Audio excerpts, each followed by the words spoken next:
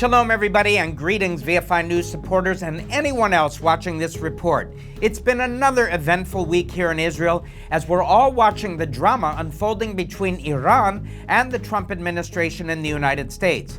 Now, President Trump has said several times that there is a time limit for negotiations, but if there's no serious effort on the Iranians' part to make progress, then he will launch a military strike on their nuclear facilities. But the negotiations have gone through 2 rounds now, and from what we're hearing, the Iranians are up to their usual tricks, stalling, negotiating about the procedures for negotiations, and so on. U.S. Special Envoy Steve Witkoff is also reporting waffling in the face of these plays and giving little attention to Israeli advice on what steps to take next. Now, amidst all this drama, the IDF is reported to be preparing for an independent strike, and there's no way to predict how the Americans might react to that.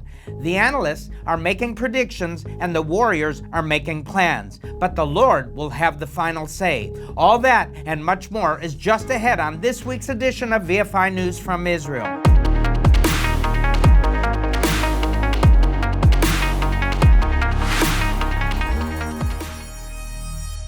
Before we dive into the news about Iran and the possible contours of a military strike, we need to take a moment and acknowledge the sorrow of millions of people all over the world upon the passing of Pope Francis. Now, Romans chapter 12, verse 15 tells us to rejoice with those who rejoice and weep with those who weep. And so we do indeed weep with those who are weeping right now. And we'll also take a moment to review some of the aspects of the relationship between Israel and the Roman Catholic Church in general and Pope Francis in particular. To put it mildly, the papacy was not thrilled when a Jewish state called Israel was reestablished in 1948. It wasn't just that the establishment of a Jewish state in the land of Israel was a refutation of the official theological stance of the Roman Catholic Church for hundreds of years. There were also some practical considerations.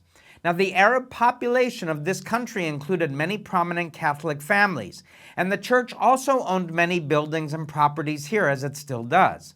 Several historic churches and other properties were damaged or destroyed in the 1948 war, and the local Catholic population suffered loss, dispossession, and hardship. Now, many of these families fled the country in the wake of the war, claiming that the new Jewish administration treated them as unwelcome aliens in their own homeland. Now, to be fair, they had legitimate reasons for saying that Israel kept its Arab population under martial law until the late 1960s, making no distinction between Muslim and Christian communities. There were good reasons for this, but it's not hard to see why it created so much ill will. However, it's also impossible to know what would have happened to these people if the Jews had lost the 1948 independence war. I think it's unlikely they would have been treated any better by a Muslim-dominated Palestinian state if it had been established at that time. But this is a detail easily forgotten amidst very real pain and legitimate grievances. Because of all this, the Vatican did not recognize Israel diplomatically until 1994, one of the many reforms instituted by Pope John Paul II. By the way, it's the same year we established and founded the nonprofit organization Vision for Israel. So obviously 1994 was a great year. Now, Pope John Paul II, he was of Polish origin and had a personal connection with the Jewish community in that country, which had been almost entirely destroyed during the Holocaust. His visit to this country in 1994 is seen by almost everyone as a major breakthrough and led to a general warming of relations between Jews and Christians generally, and Israel and the Vatican particularly. Now, I need to pause for a moment and emphasize this point, as I'm old enough to remember that relations between Israeli Jews and Christians had been very frosty before this. That's despite the fact that evangelical Protestants had been working to assist with Jewish immigration to Israel, as well as building vitally important infrastructure here like hospitals, schools, roads, etc. for almost 200 years before that. In fact, the first major Christian Zionist organization opened offices in Jerusalem back in 1980, and Christian tourism had been a major source of revenue for the economy for decades. But most Jews in Israel, and everywhere else for that matter, saw Christians as problematic at best. They also barely know the difference between Catholic, Protestant, and Orthodox Christianity, just as few Christians know the difference between Orthodox, ultra-Orthodox, conservative, and Reformed Judaism. But almost all Jews have at least heard about the Pope, and they often just assume that he's the leader of all Christians everywhere. A lot to learn, guys. So John Paul, his visit to Jerusalem in 1994, when he prayed at the Western Wall, visited Yad Vashem, and was publicly gracious and cordial to Israel's political leaders, as well as professionally cordial to prominent rabbis, provided much goodwill for everyone. All kinds of good things came out of that breakthrough, and we should be grateful for it no matter what our theological differences or religious beliefs are. With the Roman Catholic Church, and there are many of those. Now, I've only given you a very brief and simple overview of a very complicated subject here, but Pope Francis arrived on the scene in 2013 and immediately began making waves. He was the first pope to come from the Jesuit order, which is a group of Catholic priests known for living among and serving the poorest, most impoverished communities. He was also the first pope from a Latin American origin, having been born and raised in Argentina. Now, given that background, it probably shouldn't have been a surprise to anyone that he often expressed support for those he saw as oppressed and was prone to be unsympathetic towards those who he perceived as having money or power. Questions about what's morally right and wrong, never mind what the scriptures might say about anything whatsoever, were, to put it politely, less important to this pope. Fighting against the always highly subjective phenomenon of injustice was a major priority of his, while fighting for what the Bible would define as righteousness was seldom, if ever, visible on his agenda. Now, it must be said that there was considerable resistance to this approach from within the Catholic Church. Nonetheless, Francis was very popular in secular, liberal, and populist circles all over the world, as well as among those who identified with leftist, political, social, progressive, economic, and cultural ideological movements, and I'll let that fact speak for itself. When it came to Israel and the Palestinians, I believe it's fair to say that his approach was actually more even-handed than his approach to many other issues. But to most Israelis, and probably most Palestinians, that didn't matter much. All they saw was a pope who was less than 110% on their side, and so both Israelis and Palestinians complained loudly and often about him. A notable recent incident included his allowing Palestinian artists to erect a nativity scene at the Vatican during the 2024 Christmas season. This nativity scene featured baby Jesus lying in a manger, wrapped in a black and white checkered keffiyeh, which is the symbol of Palestinian nationalism. Now, beyond that, he condemned the Hamas attack on Israel on October 7, 2023, but was also very critical of Israel's war in Gaza, even calling for Israel to be investigated for possible genocide. Now, once again, to be fair, he was very critical of wars in general, making little distinction between wars of aggression and wars of self-defense. This is a common failing among liberal thinkers, by the way, who love to rail against the general subject of war and violence, but have a hard time addressing the fact that in most conflicts, one side is more to blame than the other. On that note, Francis also presided over the Vatican's recognition of a Palestinian state in May of 2015, about a year after he visited Israel for the first time as Pope, and went through all the usual motions of visiting the Western Wall, Yad Vashem, etc., etc. Finally, he was also forceful in speaking out against anti-Semitism, including in his Easter Sunday address, which he gave just a few hours before his death. So in other words, Pope Francis was a mixed bag when it came to Israel and the Jewish people, kind of like most of his predecessors. For now, we weep with those who are weeping at his passing, and we pray for the next leader of the Roman Catholic Church to be someone who does more good than harm to this relationship. It is always fraught with tensions and has occasionally seen some really good days and also some really bad days. Speaking of bad days, Israel is going through some very difficult times right now, financially speaking. I won't give you an exhaustive report about that, but suffice it to say that Vision for Israel, that's visionforisrael.com, is busier than we've ever been providing assistance to families in distress due to unemployment and the increased cost for basic necessities of life. This school year is coming to a close, and many children are having a hard time concentrating on school. Many are not getting enough to eat, and they're worried about their parents and older siblings who are on the front lines. Their father might have been mobilized into the IDF reserves for months at a time over the last months, while mom is working long hours to make enough money just to pay bills. So we're helping as many families and individuals as we can, and we'd like to do a lot more. So please watch this short video about some of our social welfare projects to see how you can be part of it with us. Thank you.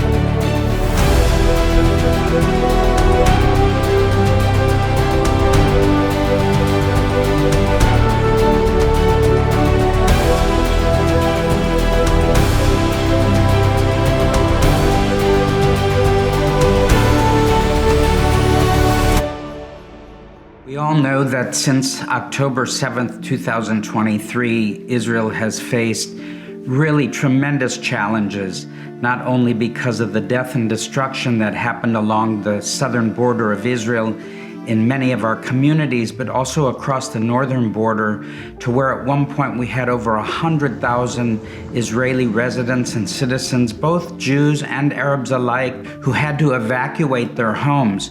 So it's been a very multi-layered challenge in order to meet the needs of the people of Israel.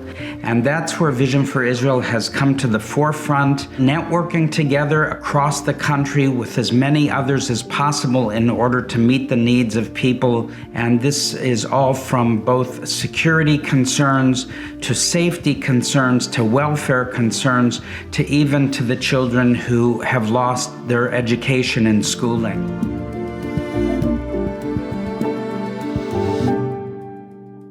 Welcome back, everybody, to VFI News. Now, moving on to another big story this week, the diplomatic negotiations being held between the United States and Iran over that country's nuclear weapons program, which the Ayatollah regime always says it doesn't even have, but also says it won't give it up. Once again, a brief historical overview is in order, and then we'll dive into current events. Now, to start with, the current Iranian regime has a deeply schizophrenic relationship with the Iranian national history and with Shiite Islam, which itself sees itself as the custodian of all of Islam. On the one hand, Iran is a country with thousands of years of cultural heritage that includes being the center of several empires. Many of the greatest names in art, music, medicine, science, and many other fields come from this country, which for most of human history was called Persia. That is a lot to live up to, and the current regime that rules Iran is painfully aware that they haven't done anything to compare with the glories of the past. That's one thing that motivates them to develop nuclear weapons, so that they can become a top-tier player on the global stage comparable to the Persian empires of the past. But another, even stronger motivation they have is that they are obsessed with the Shiite Muslim prophecies about an individual known as the Mahdi or the hidden Imam. The word Mahdi is comparable to the Hebrew word Moshiach, which, as I'm sure you all know, is translated into English as Messiah.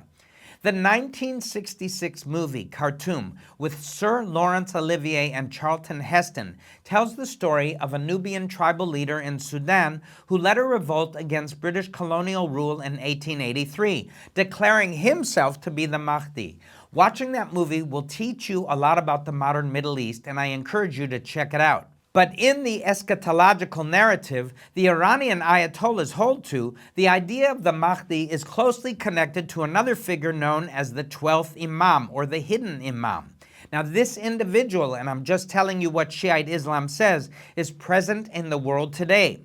His role is to rally the forces of Islam around the world to fulfill their destiny of dominating this planet politically, culturally, and in every other way. That means including you. But the hidden Imam won't do that until the Muslims prove that they are worthy of his leadership. The only way they can do that is by destroying the power of the unbelievers, starting with Israel and America, and also including the other Western powers. Needless to say, there are other centers of power on this planet, including Russia and China, but also India, Brazil, and even the Sunni powers in the Middle East. So if the Ayatollahs are going to bring about their insane vision of overthrowing everyone else and prompting the hidden Imam to reveal himself so he can rally the faithful to take over the world, it's going to take a lot of firepower. Nuclear weapons is the only way to do that. Now, there are some pragmatic actors in the Iranian regime who are very aware of the fact that what the Ayatollahs want to do is not only impossible, but that by trying to do it, they're bringing this great country to ruin. The current Iranian president, Mahmoud Pezeshkian, ran for office on a platform of fixing Iran's many economic problems. That might not seem unreasonable to you and me, but to the Ayatollahs, it's a waste of money to feed ordinary Iranian people. That's not going to bring the day the hidden Imam reveals himself closer. For that, Iran needs to spend money on supporting Hezbollah, Hamas, Islamic Jihad, building ballistic missiles, the Houthis, and of course nuclear weapons.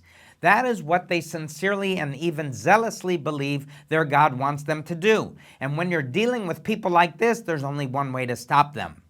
Now, I have often said on this program and in other venues that I make no claim to being a prophet, but as that great Jewish American poet Bob Dylan said, you don't have to be a weatherman to see which way the wind is blowing, and you don't have to be a prophet to see how all this is going to end.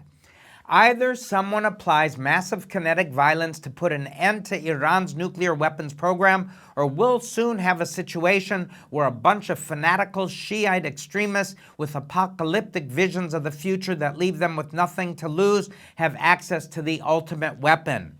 Once again, I'm not a prophet, but a prophetic word has come to me in recent days that goes like this: it's now or never. Because Israel's strike on Iran in October, which was in retaliation for the Iranian ballistic missile attack a few days earlier, knocked out most of Iran's air defense system. They are now vulnerable to an even bigger attack. Obviously, they know that they are trying to get a new air defense system complete with radars, interceptor missiles, operators, and everything else they need in place as quickly as possible. It can be assumed that they learned lessons from the October strike and they won't make the same mistakes again. Now, there's a window, a small window of opportunity before that new system gets up and running. And this is the best chance there will ever be for the United States and Israel to do what it has to do to get the job done. Now, if that window closes, this chance will be lost forever, and the next thing you know, we'll all be reading in the newspapers about Iran conducting a nuclear test, and then it'll be a whole new ballgame in the Middle East. Saudi Arabia has made no secret of the fact that if Iran gets the bomb, they'll buy nuclear weapons from Pakistan, Egypt, and Turkey. Will also look to acquire nuclear weapons, and possibly the UAE will want them too.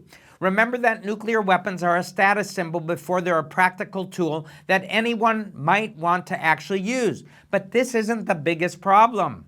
The biggest problem is that Iran would be more likely than not to actually use them. So I'm sharing and speaking to all of you world leaders, especially President Donald J. Trump and Benjamin Netanyahu, the Prime Minister of Israel. It's now or never. Remember, they're not motivated by practical, pragmatic considerations. They're motivated by their ideological beliefs about what their God wants and expects them to do. And that starts with destroying Israel. This is the first thing they think they need to do to get the ball rolling to usher in a new golden age for the entire human race with themselves on top of it. Now, I have to pause for a moment because I'm sure someone out there is thinking, well, that sounds bad. But wouldn't a preemptive strike on Iran also have some very serious consequences? The answer to that question is an emphatic yes. there absolutely would be some very serious short to medium term consequences of a military strike on Iran. Now, to start with, the price of oil would increase dramatically almost immediately, so people can go buy a Tesla, and it would stay high for a very long time. This would be a devastating blow to the world economy, driving up prices for almost everything people need to buy. Obviously starting with gasoline, but also including groceries, durable goods, and so on. This would put enormous political pressure on governments all over the world and would probably lead to tremendous upheaval and chaos in many countries, including in the West. Iran is very aware of this, and they've tried to drum up the fears of this scenario by threatening to retaliate against their oil-rich Arab neighbors if they are attacked. They're also threatening to attack Israel with more ballistic missiles, even more powerful than before, and I believe they'll try. Whatever is left of Hezbollah and the Houthis might try as well, as just this past week the Air Force had to hit Hezbollah rocket launcher sites in southern Lebanon because they were about to fire at us. If you can believe that. They're not done yet, although they've been weakened. That leads me to a very important point, that although I believe a joint U.S.-Israeli strike on Iran is necessary, I am under no illusions about how dangerous this will be. Remember, my children and grandchildren are here in Israel, along with many other people and things I love and care about. I am very sober-minded about what Iran's Islamic Revolutionary Guard Corps and what's left of its proxy forces that surround Israel could do if they get the order. I've been to the site of rockets and missiles that landed in Israel, and I've been amongst them when they do land in Israel not far away. And I've seen what it did to buildings and infrastructure, not to mention the human beings who were caught out in the open. I've visited wounded soldiers and civilians in hospitals and heard their stories. I'm not a warmongering lunatic, friends, but I know what has to be done in order to avoid finding ourselves in a much worse situation: nuclear war. This problem has been neglected and treated with half measures for a long time by U.S. presidents from both major parties, and now we've come to a point where there's no good options. There's just one option, which is less bad than all of the others, and as I said before, if we're going to take this least bad option, it's now or never. On that note, here's a short video about Vision for Israel's efforts to help Israel brace for the worst by providing bomb safety shelters to protect people from incoming rockets and missiles.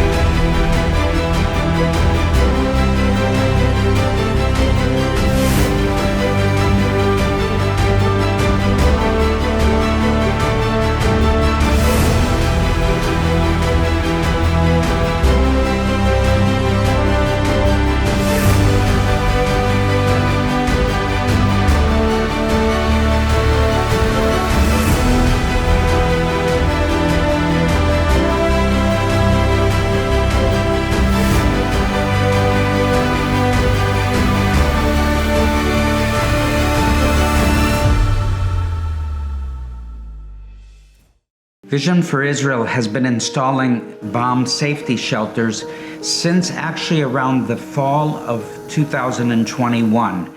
During that year, there was a barrage of rockets that came into southern Israel, particularly by the terrorist group known as Hamas, and Israel had to find a way further in order to protect its citizens, its residents across the southern part of Israel. And so we sprung into action. We felt like this was a project that we had a personal invitation to fulfill. And it's important because when these projectiles, these missiles, these rockets, whatever that is that's thrown at Israel by its enemies, there is not only the potential for somebody being killed instantly, but also there's tremendous collateral damage and people that get wounded even from shrapnel.